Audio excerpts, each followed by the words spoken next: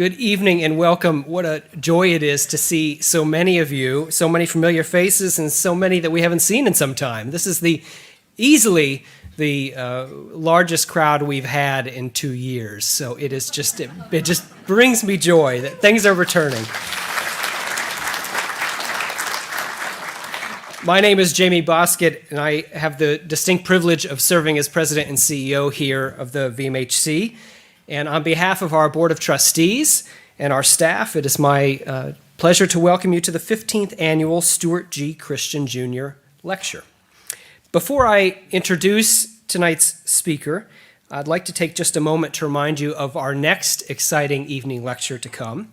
That lecture will take place here in the Robbins Family Forum at 5:30 on July 20th. That night, Pulitzer Prize-winning author and scholar of the Revolutionary Era, Joseph Ellis, will be with us to speak on the topic of his latest book, The Cause. So I give you fair warning on that one because I think it will be a popular ticket, just as tonight's lecture is. Of course, that's July 20th, and we have just a few things happening between now and then. If you didn't notice, or if you haven't heard, we are in the midst of one of the most extensive renovations in our very long, nearly 200-year history. And it is all coming to a head, thankfully. It is coming to a head, and we are nearly finished. We will have our grand reopening to the public on May 14th and 15th. So process that for a second. Process what you saw, and that this is going to happen on May 14th and 15th with preview events for all of you, our members, in advance of that. You can probably tell why there's some dark bags under my eyes. We'll need every day and every night, but we will get there, and it is going to be absolutely thrilling to showcase to you your reimagined history museum. We have put everything we've got into this, and with your help and support, I think you'll be particularly proud of the way that we can bring forward the rich history of this Commonwealth in exciting and compelling ways to attract ever more people to this important institution. So thank you for that. Tonight's lecture is named in honor and in memory of Stuart G. Christian Jr., known to so many of you as Punky. Punky Christian's service to his country as a decorated combat veteran of World War II and to his community as a business executive and civil leader is certainly well known and deeply appreciated. Twice wounded in Normandy, he returned home and helped build post-war Virginia. And his service, it should be noted, his service to this institution spanned many, many years. As trustee, as board president, as honorary vice chairman, he gave leadership, energy, generosity, and as I'm told, his own very special brand of persistence. We celebrate Punky as well as his wife Peggy, with this lecture named in his honor. We express our deep gratitude to their children, and I'm delighted that we have some family members here with us this evening. And if we could, let's just give them a round of applause in honor of their parents.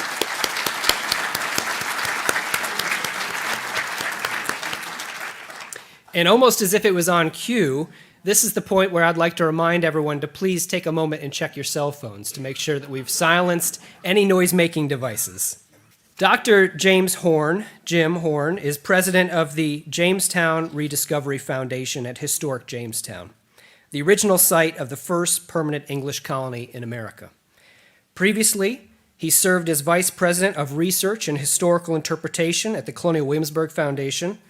He was the Saunders director of the International Center for Jefferson Studies at Monticello, and before that, taught for 20 years at the University of Brighton, England. He has held fellowships at the Johns Hopkins University, the College of William and Mary, Harvard, and is a fellow of the Royal Historical Society. I'm pleased to note that he is, of course, a very dear friend of this museum, having served both on our advisory committee for all the great work done in 2019, including our Determined exhibition, and also more recently serving as one of the, I would say, most influential advisors in some of the work we're doing in reimagining this museum, specifically our new orientation film, Imagine Virginia, which will debut in the theater in, May 14th. So we thank Jim, and of course, on a personal note, just as a friend and as a role model in this field, I've greatly appreciated the time we've gotten to spend together. Jim is a leading expert on early Virginia, He's the author of numerous articles and books, including A Land as God Made It, Jamestown and the Birth of America, A Kingdom Strange, The Brief and Tragic History of the Lost Colony of Roanoke, 1619, Jamestown and the Forging of American Democracy, and the subject of this evening's lecture, A Brave and Cunning Prince, which was published just this last fall. And now, before we bring Jim forward, and I promise I will not belabor this, but I have a small surprise, something he's not expecting. As many of you know, through tradition and through previous evenings together, through a generous bequest, the Historical Society has long conferred the annual Richard Slatton Award for Excellence in Virginia Biography. This also, of course, comes with a cash prize. The honor of this award goes to a person whose work made the most significant contribution to biographical study in the field of Virginia, and I am so very pleased to tell you, this is the surprise, Jim, that the committee here at the VMHC has unanimously selected your book, A Brave and Cunning Prince, the subject of tonight's lecture, as the recipient of the Richard Slatton Award for 2021. Congratulations.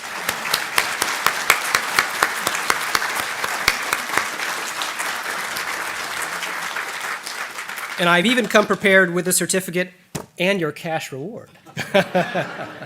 Please, if you will, join me in welcoming Jim Horn to the stage for this wonderful lecture and congratulating the now even more award-winning historian. Thank you all for being here. Congratulations. Thank you. That's lovely.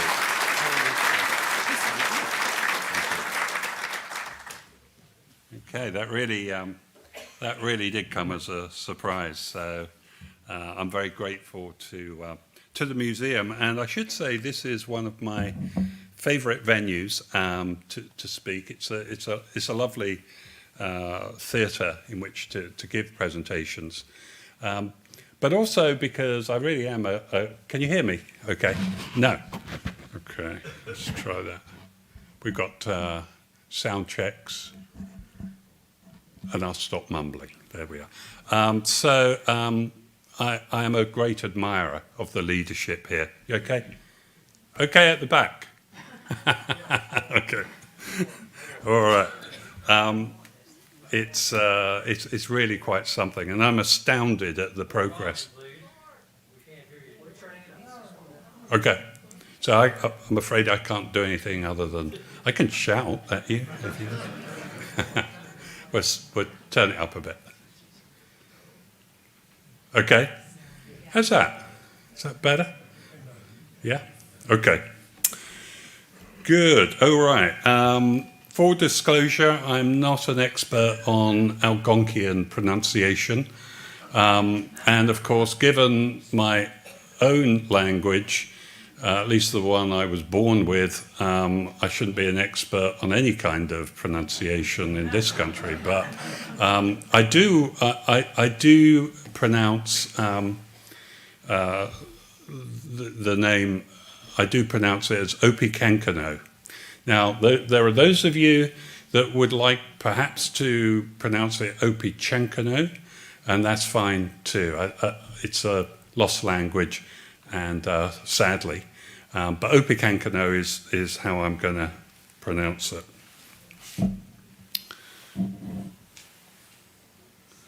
So I'm going to talk, first of all, in the first section, about 1622 and the Great Attack. So I'm just going to run through this. Many of you will be familiar with it, but I just want to run through pretty quickly, just to give those of you that aren't so familiar a sense of what took place. In the early light of dawn on March 22nd, 1622, 400 years ago, groups of Powhatan Indians gathered in woods near English settlements. At round about 8 o'clock, they began moving towards the plantations that they'd known for many years from trading with the colonists. They were known to the families that farmed and lived there. And they didn't hurry. They walked quite casually because it was meant to appear like any other morning.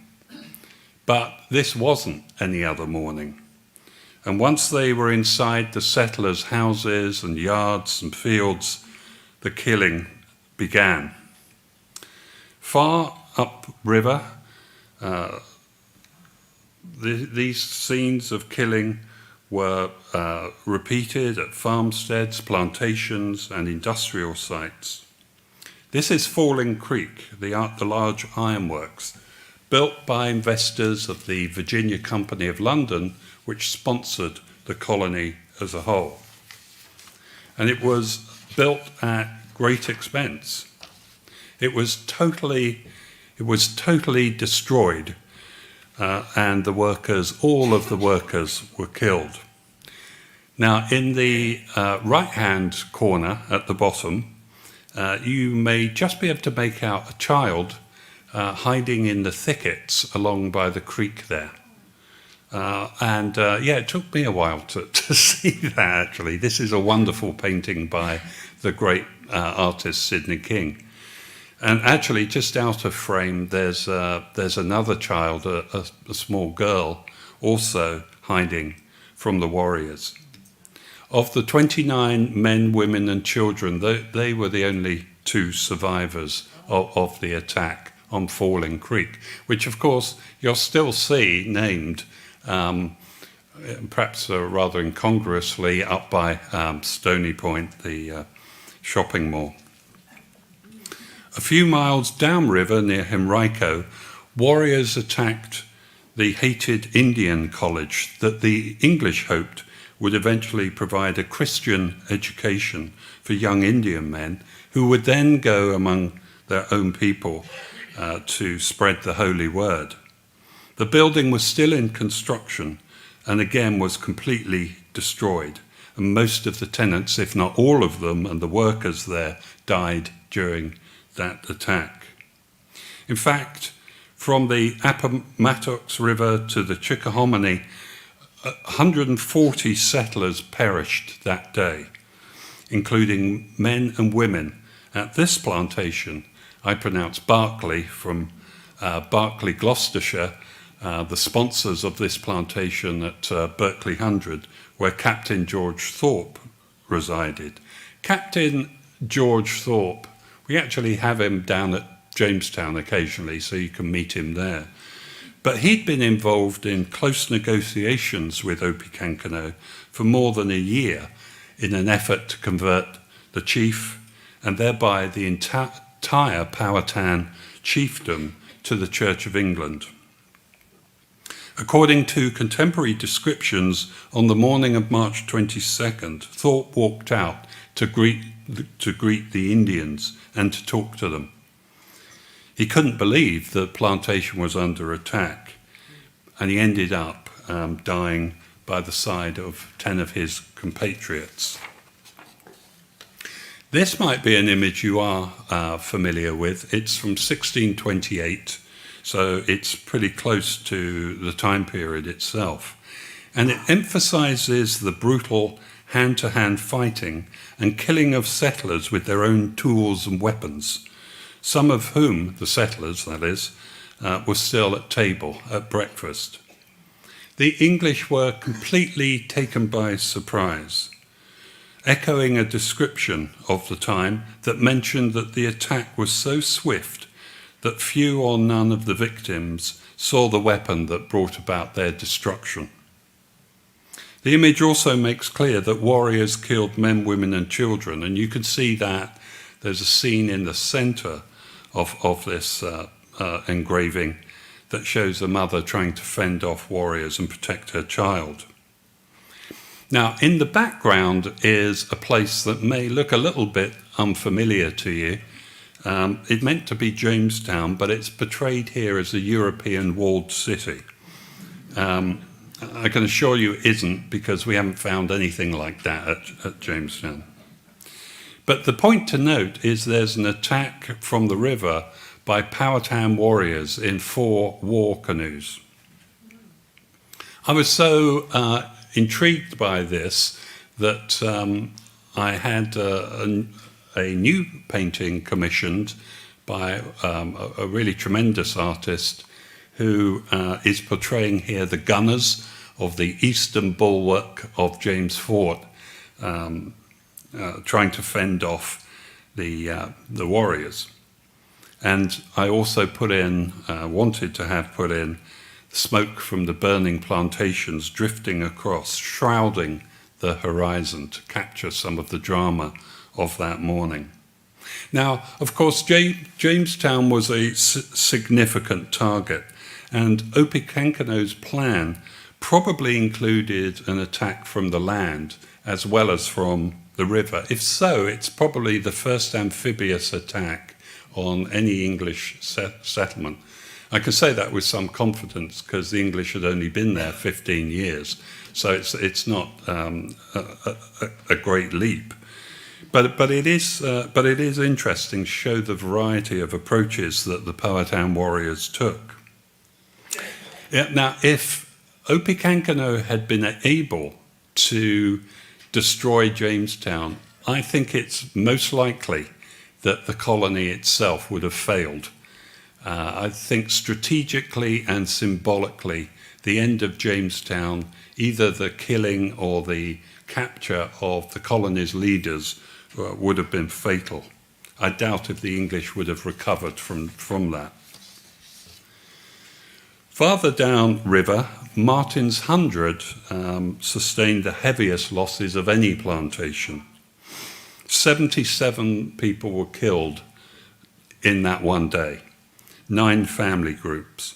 And what you're seeing here is Worcester hometown, the main settlement, which was burned to the ground, only a few houses and pieces of the church left standing. Equally across the river at Edward Bennett's plantation, a cluster of settlements there also suffered heavy losses. In the 50s were killed. To maximise the element of surprise, the attack was planned to be simultaneous. So this isn't a rolling attack going, if you like, from Falling Creek all the way down the James River Valley. These attacks are taking simultaneously by different groups of warriors from different tribes. And it appears that initially local warriors were engaged to make the first assault because they knew the settlers. They could get inside the settlements and farmsteads. But then groups of elite warriors followed up to destroy any survivors, any property, and also the buildings themselves. Point I'm emphasizing here, and you can see it in this image, is that there's an enormous amount of destruction taking place during the day. In fact, a bird's eye view, and I wish I had one to show you, but I don't, so all I can do is give you a sense of the scale from Falling Creek, which is that little red dot. If you can see a little red dot at the top of the image in the middle, that's Falling Creek. I'm probably just a little ways off that, but that's the best I could do with this image. And then down to Mulberry Island, south of Jamestown, and then across the river on the south side of the James at Warraskoyak, Edward Bennett's. This is the scale of it. Probably 50 miles on both sides of the river, the attack took place. By the end of the day, and this is a staggering figure given that the total population of the colony at this time in 1622 was probably no more than about 1,250. By the end of the day, 350 settlers had perished. And, of course, there was also a great deal of destruction. So that's somewhere around a quarter to a third of the entire colony. I think it's one of the greatest losses in terms of percentage of inhabitants that the English ever sustained in any colony. So from Obi Kankano's perspective, the attack was a brilliant success, and so much so that a couple of months later, he confidently predicted that within a couple of months, there would not be a settler left in his domains. Even English commentators were impressed by the chief's strategy and by the skill with which it was carried out. It was unwise, if it's unwise to overestimate an enemy, George Wyatt, the father of the governor, Sir Francis Wyatt, this is what he noted: if it's unwise to overestimate an enemy, it was equally unwise to underestimate him. Be wary, he said, of the pawn mate, chess move, pawn mate, whereby defeat comes from the least expected quarter. Critical to Opechancanoug's success were the multiple alliances he had built over the previous 7 years with tribes along both sides of the James and the York rivers. Probably well over 1,000 Powhatan warriors took part, together with 200 to 300 allies, mercenaries.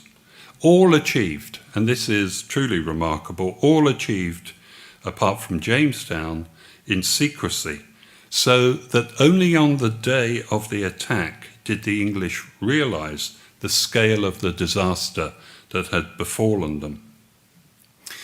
However, Opechancanough was a little over-optimistic in assuming the English would abandon the colony. Too much blood and treasure had been expended over the previous years.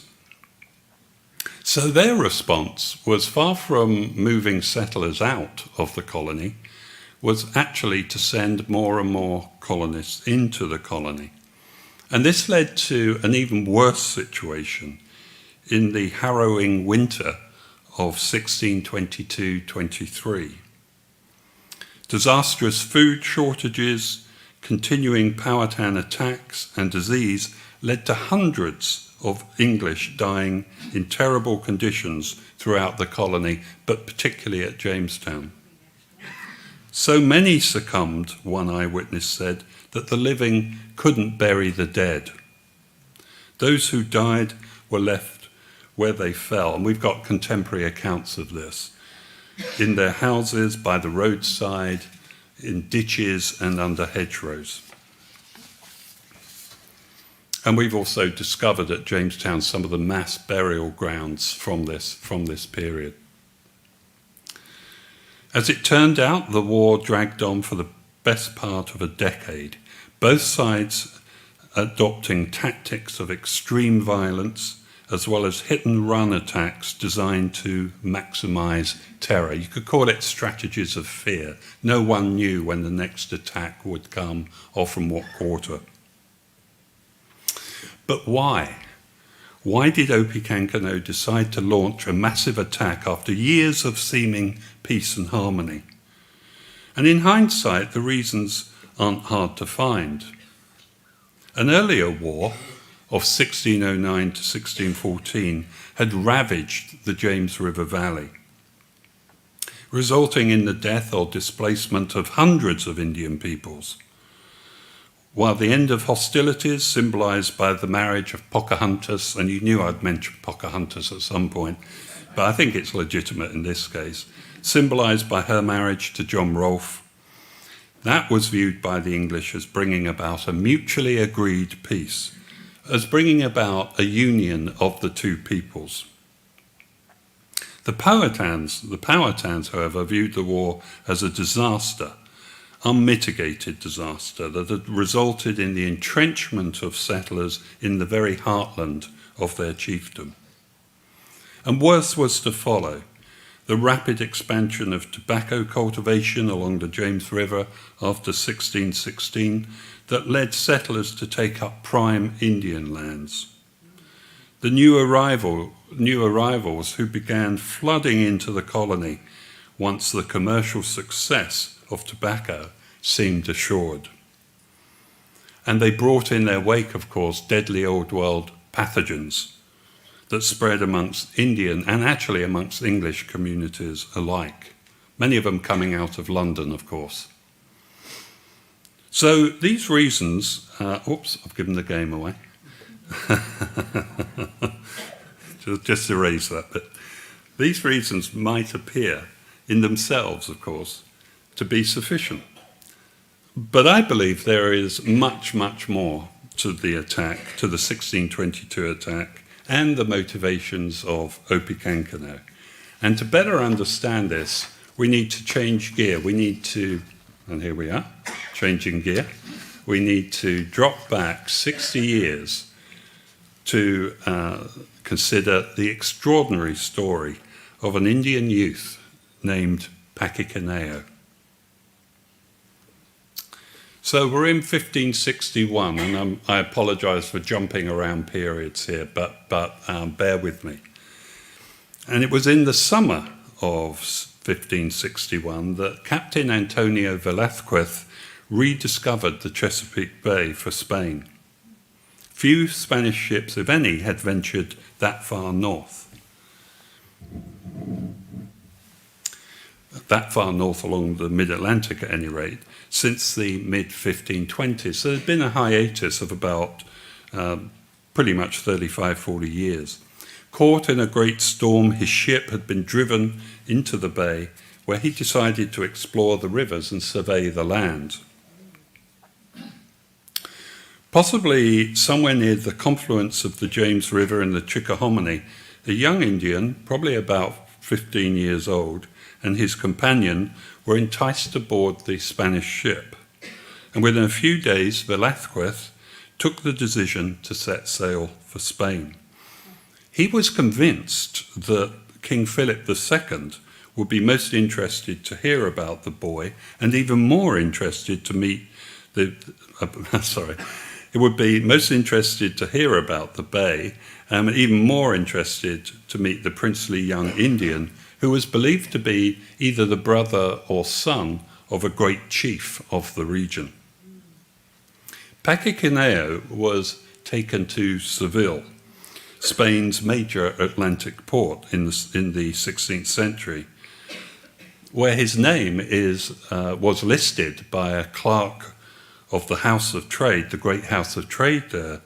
And this is the only known record of his name, Paquiquineo. From there, he and the Captain Velázquez, made their long journey northwards to Madrid. And they arrived there in the fall of 1561. This is where the king held his court, in the city's great fortress palace, the Alcazar. I don't know if I've got that right pronunciation, but there is the Alcazar in the middle of that image. And it actually, I've just got it here on this little laptop, but on your screen it looks glorious. Still there, of course, somewhat rebuilt. And I think it's worthwhile pausing at this point to just consider the nature of this first meeting, this first audience that took place between King Philip and the boy Paquiquineo. On the one hand, here was Philip II. This is him about the time he met Paquiquineo. I like to visualize what that would have been like. He's in his 30s at this point, 1560. He is the lord of an enormous and rapidly expanding empire, the greatest power in Europe, ruler of vast domains in America. And then, on the other hand, you have Paquiquineo, taken from the fringes of the known world, known to Europeans, only just beginning to learn Spanish and struggling to come to terms with the vastly different world he had abruptly entered against his will. The boy would have met leading figures of Philip's court, great statesmen, aristocrats, prelates of the Catholic Church, and other important religious figures, including Bartolomé de las Casas, the famous Dominican advocate of American Indian peoples who was in Madrid at that time. Got no record of that, but they were right there at the same time.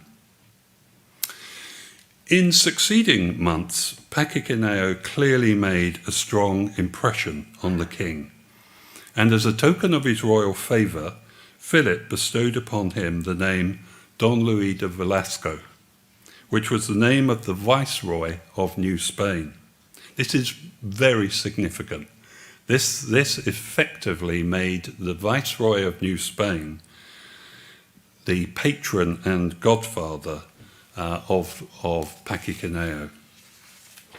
It's an honour you don't find with other Indians taken to Europe. In the spring of 1562, so March or so through to May, Philip agreed to return Don Luís, and I'm going to call him Don Luís from now on. Philip agreed to return him to his homeland to assist with the holy task of converting his people, the Powhatan, to Catholicism. A mission that would be the prelude to Spanish settlement in the region. The plan was to sail with the Indies fleet to the major port of San Juan de Ulua in the Gulf of Mexico, and then take a small ship to the Chesapeake in the company of a couple of Dominicans. But in a radical change, Don Luís was instead taken to Mexico City to meet his namesake and patron, the Viceroy.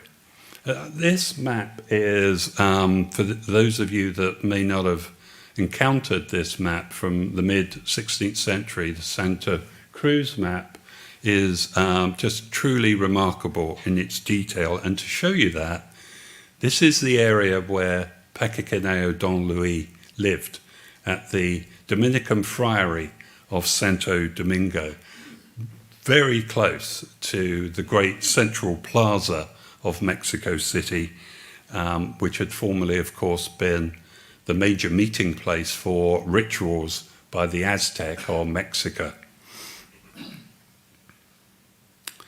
He remained in the city for 4 years, and his journey to the city and the time he spent there must have been formative years in his life. At the convent, Don Luís, friary, at the convent, Don Luís had time to reflect on his experiences in Spain and travelling so far around the Spanish Atlantic. He had seen huge numbers of people in Spain's cities, the great ships with their tremendous firepower, the weaponry and armour of soldiers, and witnessed the enormous influence of the Catholic Church.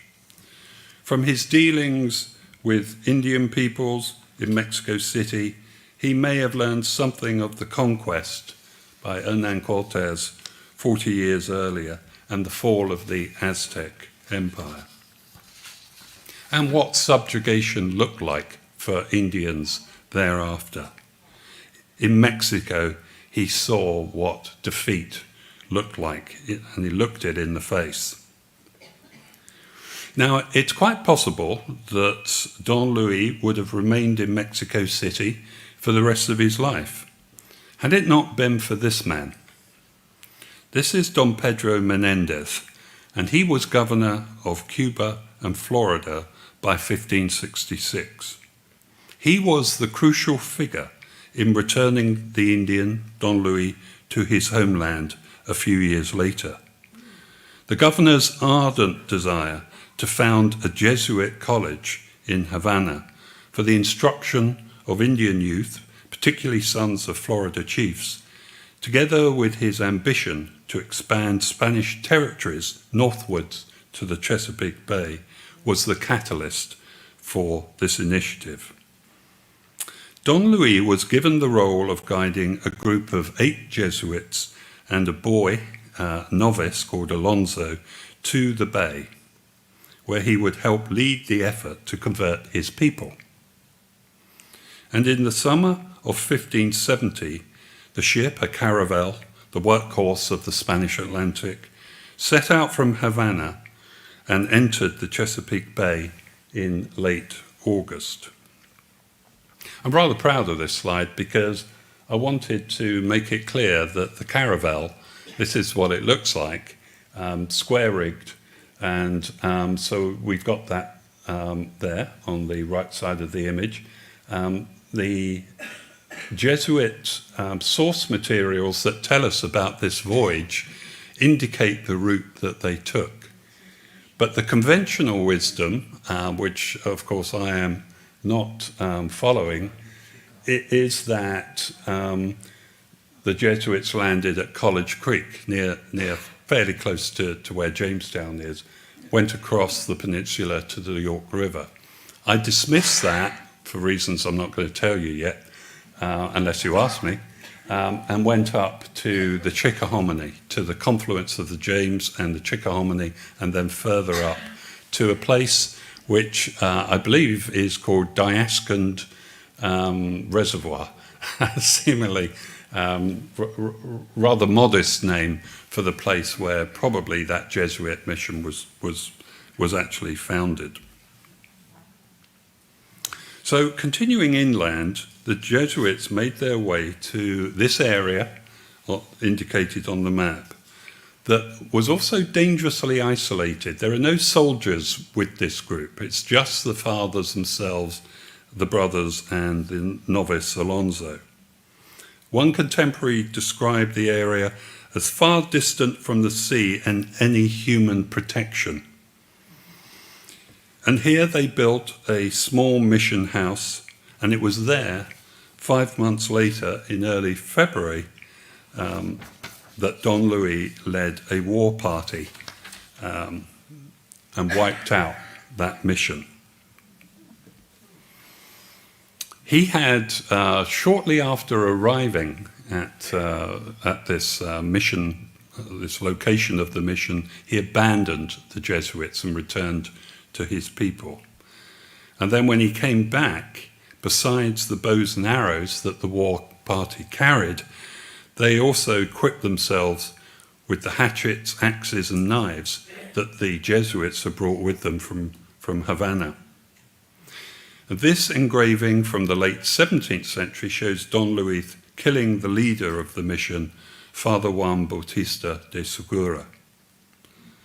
Led by Governor Menendez, the Spanish came looking for Don Luís the following year, but couldn't find him. He had seemingly disappeared without trace into the forest.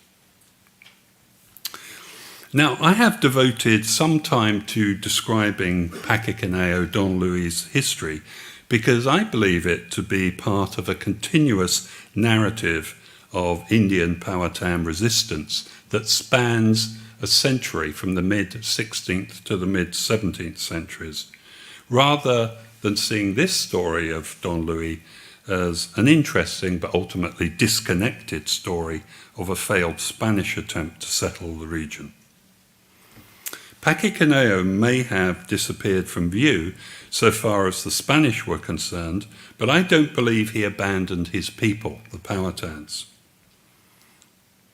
Instead, I think he played a key role in building the great Powhatan chiefdom the English encountered when they arrived in 1607. After all, he was the only prominent Indian from the region that we know of to have travelled to Spain and New Spain and then returned home. He understood, as I mentioned earlier, the power of Europeans and their terrible destructive capabilities. From his many conversations with Governor Menendez, he knew of the ambitions of the Spanish to conquer and convert his people and all Indian peoples. And the same would be true, the same could be said of any other European invader, such as the English. In other words, Paquiquineo Don Luís had seen the other side of the Atlantic, a very different shore, and knew what was coming. English commentators who described the creation of the Powhatan chiefdom in the last quarter of the 16th century thought that Obi Kankano's brother, Chief Powhatan, was the principal instigator. And this may well have been true, but it's only partly the truth. The beginnings of the chiefdom in the mid-1570s, shortly after the killing of the Jesuits and Governor Menendez's intrusion, suggests a key reason to unify the disparate tribes of the region, some 36 of them, was to better defend themselves from Spanish or other European invaders. And who better to advise, help and guide Powhatan than Paquiquineo. And this is the point I'm going to underline at this moment. The English called him Obi Kankano. In other words, Paquiquineo is not an advisor. He's actually Obi Kankano. This is what I believe. Consequently, when Captain John Smith confronted Obi Kankano in the early years of the English colony, he had absolutely no idea who he was dealing with, and neither did any other English leader of that time or afterwards. And their ignorance, not to say arrogance, was to prove costly, especially later when Obi Kankano had succeeded Powhatan, Chief Powhatan, and was fully in control of the chiefdom. I'll come back to that point in a moment. So, in my view, we can better make sense of the tactics employed by Obi Kankano in 1622. He studiously avoided attacks on English fortified positions. Jamestown is the only example, and that, of course, being from the river. He avoided open field battles where English cannon and musket fire would inflict devastating losses on his warriors. The key to his strategy was to find ways to get inside the palisade and then attack.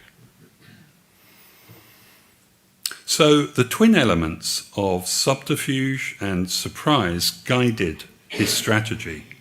Hence his many years of reassuring English leaders of his peaceful intentions and his eventual declaration that he would convert to the Church of England, which encouraged the English to further let down their guard at the very moment, and it is literally the very moment, he was about to launch the attack. Now, just factor back, sort of go back to Paquiquineo and Don Luís in Santo Domingo. That's where Don Luís converts to Catholicism. That's where he's arguing that only he can achieve the conversion of Powhatan peoples in his own land, because he is a convert himself. And here's Obi Kankano doing exactly the same thing in 1621, just a few months before the great attack is launched. Now, there's one last chapter before I come to the conclusion of this presentation, and it, I think, gives further evidence of just what a remarkable warrior Obi Kankano was. He had been gravely wounded in fighting during 1623, so the following year after the Great Attack. In fact, he'd been poisoned, and as far as we know, he'd been shot as well. So they really did try to finish him off. He disappears from view again for maybe 7 or 8 years, but when he reappears, the entire complexion of Virginia society had changed. There were new leaders, there were many more settlers, about 5,000 settlers by 1630. And the settlements had expanded along the James River southwards, as well as along the York River. And the York River is where Obi Kankano resided. But he chose not to confront the English initially. And in fact, he signed a peace treaty with the then governor in the 1630s, Sir John Harvey, and remained aloof from the English. Had he given up? But then, in the early 1640s, hearing news of the outbreak of civil war in England, Obi Kankano made his last attempt to expel the English from his lands. Now, by this time, he's in his 90s, but he's still leading these attacks, or at least orchestrating them. Once again, the key to the plan was to build a powerful alliance of tribes and to maintain secrecy. The attack was launched on April the 18th, 1644, and approximately 500 settlers were killed during that attack and subsequently. Most of those who died were in plantations along the south side of the James River and the upper York River.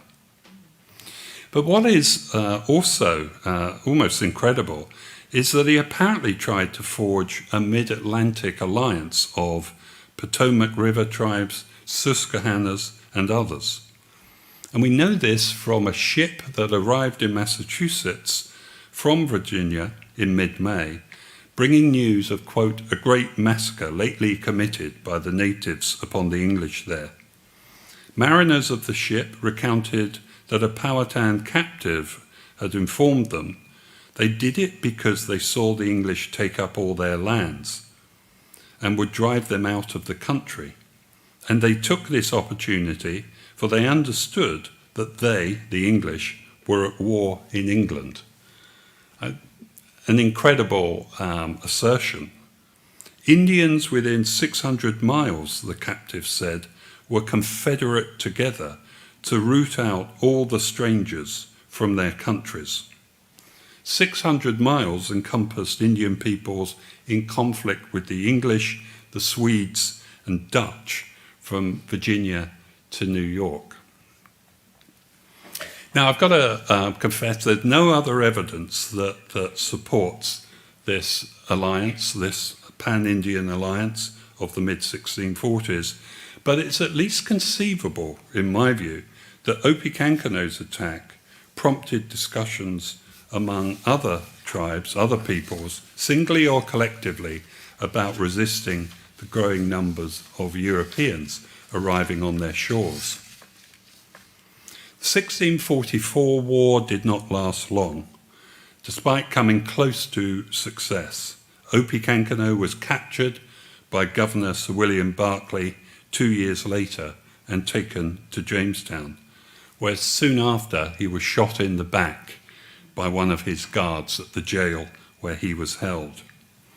And so died one of the greatest warrior chiefs in American history. And this is truly a grim slide.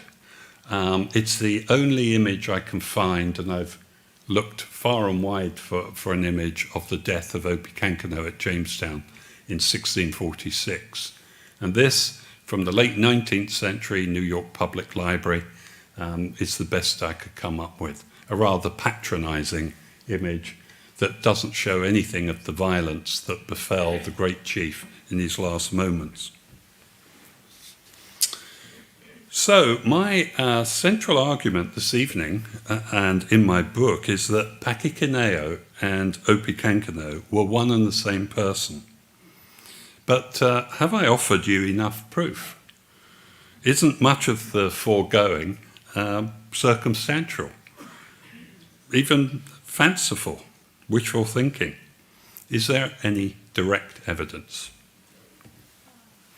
Well, I thought that I had a pretty good case, even without the evidence I'm going to show you.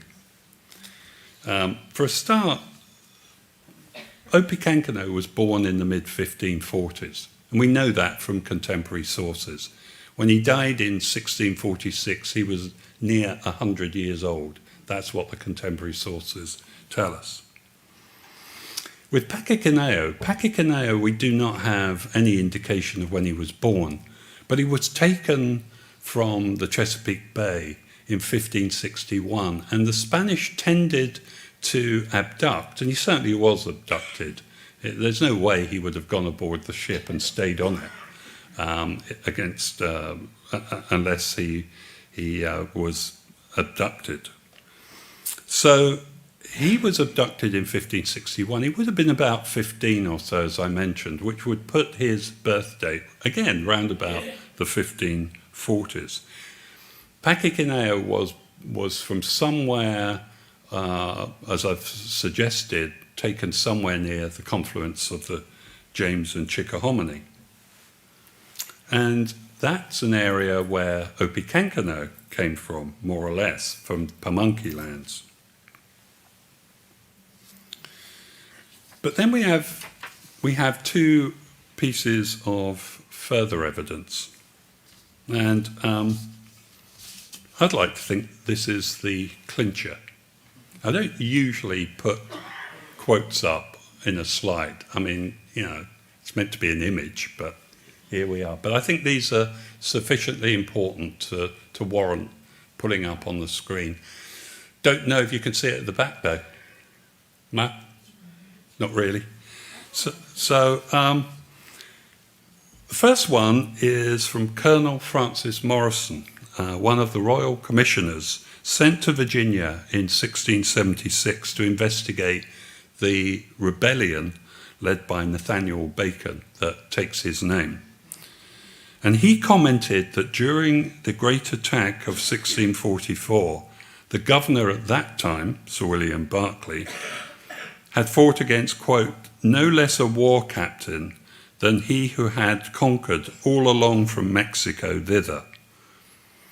The Indian war captain Morrison referenced was without doubt Obi Kankano. He's left unnamed, but there's no other war captain that he could have meant. But the pertinent part of the letter is his description of the chief having fought his way all the way from Mexico thither, of course. 30 years later, the historian Robert Beverley wrote of Obi Kankano, and Robert Beverley took a great deal of notice of Indian peoples and their oral histories. So this isn't a English fabrication of what took place. He's really trying to record the local peoples and what they told him. And he says, Obi Kankano is called brother of Powhatan, but by the Indians he was not so esteemed. For they say he was a prince of a foreign nation and came to them from a great way and from the southwest.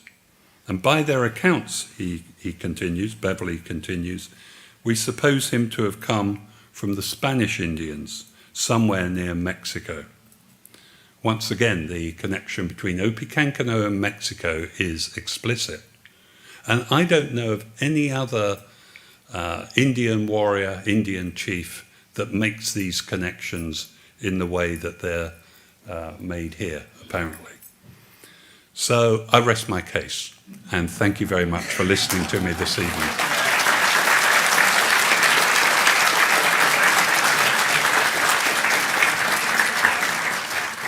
And I've been told to remind everyone in the audience that if you'd like to ask a question, and I hope you will, that we have microphones down here at the front. We're recording this, but even so, you might want to ask a question, so please feel free. And if not, I'm going to consider I've covered all bases here and I've convinced you. So I think we got a gentleman here. There we are. The reference to Colonel Morrison and the war captain that he was speaking of, could that have been Powhatan, since he was such a prominent figure? Well, Powhatan, Chief Powhatan died in 1618, and that's when, sorry, I didn't mention it, and that's pretty much when Obi Kankano takes over as paramount chief, and that's why I think, I think it's actually likely that Obi Kankano had conducted a coup against his brother, if he was his brother, kinsman, sometime earlier. By 1614, Powhatan disappears from view of the English, and increasingly they're doing business with Obi Kankano. So I don't know there was a lot of love lost between them, put it like that. So it has to be Obi Kankano. Yeah, there's a gentleman down here. Yeah, in your Jamestown book, you kind of hemmed and hawed about this connection. So is this information you found since you wrote that book? You're quite right. In a land as God made it, I wasn't so clear about what was going on. Yes, I have discovered new evidence, and particularly where the Jesuits ended up, and also the Colonel Francis Morrison, which is in Colonial Office papers. It was actually first cited many, many years ago, and a historian from the early 20th century, who was a terrific historian and who quotes this, Wurtembaker. And so I've looked at the original and looked at the context of the letter. Yeah, I think that led me in this direction. And I tend to think a lot of historians, I'm one of them, will want to be detectives. We don't like the gory stuff. I'm reading out the bloody battles that took place, but I'm not physically investigating them. But nevertheless, we want to be detectives. And in my experience, once you get a clue, and this was a big clue, Morrison's statement, I just thought, it beggars belief to think that there was another Indian that corresponds with Obi Kankano's experiences. So just think of it this way. There are two sets of source materials. From the Spanish side, there's the great archives of the Archive of the Indies in Seville, the archives in Salamanca. The Spanish were even more assiduous than the English at keeping records. So these are fantastic repositories, and we're bound to learn more as time goes on. They're becoming more and more of those records are being digitized and so on. So there's one tradition there, and it tends to be those experts in Spanish history and Spanish America who focus on that side of the equation. And then there are the English sources, and some of the best materials of any Virginia, early Virginia, certainly colonial Virginia period, stem from this period of round about 1600 through to the 1620s. So it's really a question of bringing those two traditions together and trying to look at it holistically, and then having these clues to guide us. This is what convinced me. And it's an interpretation, I should warn you, that many historians wouldn't give me the time of day, to be frank, in that they don't see it as credible. But I'd rather flip that and say, I don't think it's credible that there were two Indians, both taken from the Chesapeake, same age, from the same area, and they're not the same person, especially when you've got these quotes. Can we have two last questions? Sure. This gentleman there, I'd like to get you in, if I may.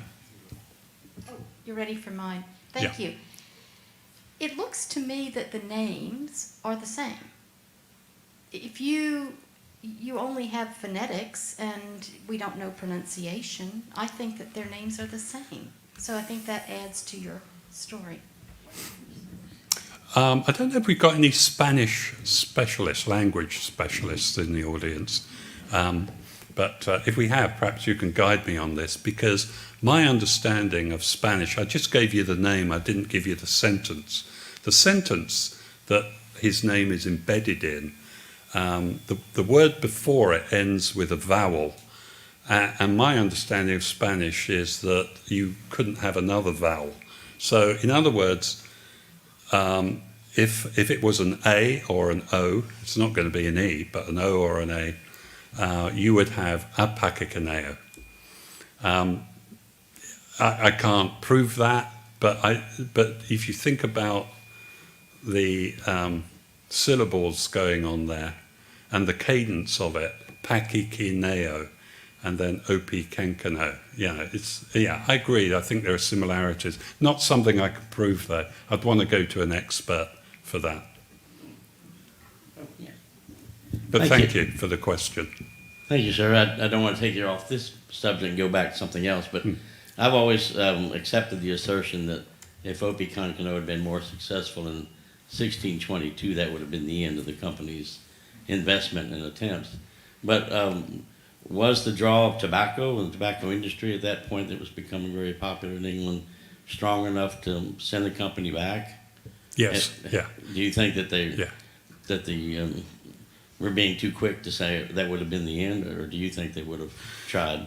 Oh, I think if they had captured Jamestown and destroyed it and destroyed the English leaders, I think the symbolic defeat, there's shock, shame and suffering in London at the news. On April 22nd, a month after the attack, the Virginia Company sponsors a sermon in one of the London churches that gives thanks for Virginia and its great abundance and bounty, not knowing that 4 weeks earlier the colony had lost 30% of its people and the destruction was enormous. So I think if Jamestown had been lost and Sir Francis Wyatt and the other leaders had been killed, that might have been it. But you are right in stressing the enormous success of tobacco. And of course, tobacco has been grown in England at the same time. It's an industrial crop. It's being grown in the back streets of London. If you've got a third of an acre or half an acre, you can grow tobacco there and push into the markets. You could earn a living from that. So most counties in England by the mid-17th century are also growing, that have some tobacco growing. So much so that the English monarchy had to stamp it out because they wanted to get a monopoly of Virginia tobacco. It's all about money. The tobacco was critical. But thanks again, and thank you all.